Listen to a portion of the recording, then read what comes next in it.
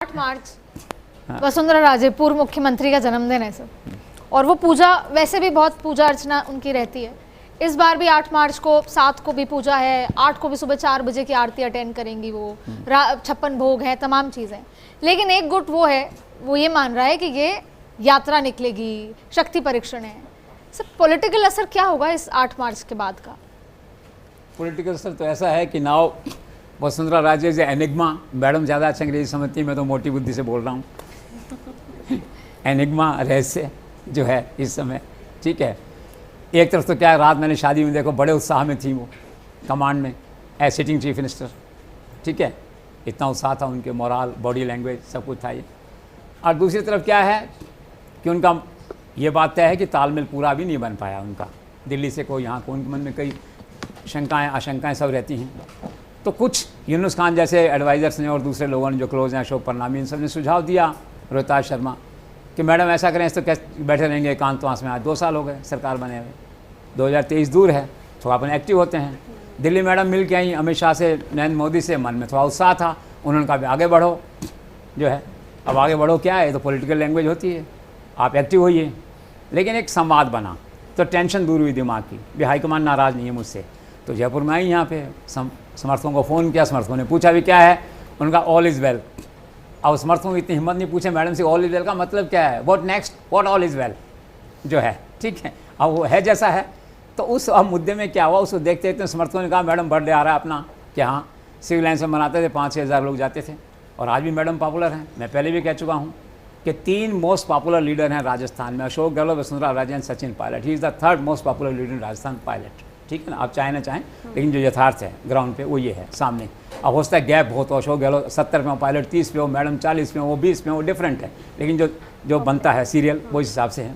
तो मैडम को लोगों ने कहा बर्थडे आ रहा है, चलिए अपन वृंदावन वहाँ बनाते हैं। तो मैडम ने भी कहा पूजा पाठ मुझे करना है, अटल बिहारी वाजपेयी की डेथ हुई थी, मुझे तभी करना था, मैं नहीं कर पाई। और मैडम आप जानते हो देवी देवताओं के मेंटली बहुत करीब रहती हैं, और लोग ऐसे कहते भी हैं कि वो मंदिर में जाके वोट बदल देती हैं, ऐसा भी कहते हैं। वे आस्था है उनकी, अपना विश्वास है। वो उत्तर प्रदेश में पड़ता है वो इलाका जहाँ उनको पूजा करने जाना है। उन्होंने कहा चलो वहाँ चलेंगे। तो समझ कहा लौटते समय साहब भरतपुर के आसपास, आगरा, इसके बीच में भी अपन एक कर लेते हैं यात्रा कह दूँ। तो वो जो पूजा अर्चना थी उनकी, उसको दूसरे लोगों ने यात्रा में कन्वर्ट कर दिया। यात्रा का मतलब ये हुआ शक्ति प्रदर्शन, एक तरह से कि 20,000 लोग आएंगे, मैं शक्ति प्रदर्शन दिखा रही हूँ, पायलट कैंप की तरह मान लीजिए, ऐसे इस तरह से जो है। तो जब ये बात दिल्ली पहुँची, दिल्ली वालों ने कहा अभी क्या बात, अभी तो आप मिल के गए थे इतने अच्छे से, किसी ने कहा होगा समवन इन बिटवीन जो है, अब क्या दिक्कत है। तो मैडम को लगा कि मेरी इस यात्रा को जो है ना एज डिफाइंस लिया जा रहा है वहाँ पे, शक्ति परीक्षण। तो तुरंत उन्होंने बयान दिया, आप ही को कहा था, हमने चलाया था, कि मैं अनुशासित सिपाही हूँ, पार्टी से बंधी हुई हूँ, मेरा अलग पार्टी बनाने का कोई प्रश्न पैदा नहीं होता, मेरा जीवन मृत्यु यही है, मेरी माताश्री ने पार्टी को बनाया, सब बातें सही हैं वो। तो मैडम का क्या वो तय नहीं कर पा रही हैं कि समर्थकों के दबाव में अलग दिशा में चलें या कि पार्टी लाइन पे चलें।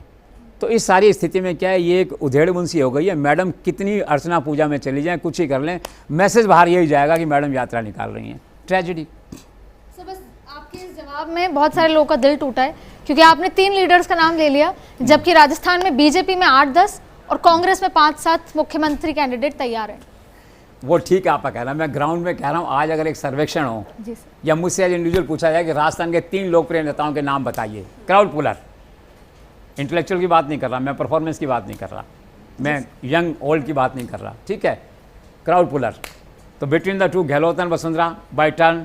और अब तो ऐसा लग रहा है शायद वो समझौते से तय कर लेंगे अगले 10 साल, जो उनके संबंध चल रहे हैं जिस तरह से कैसे करना है इसको जो है आपसी सहमति से कर लेंगे।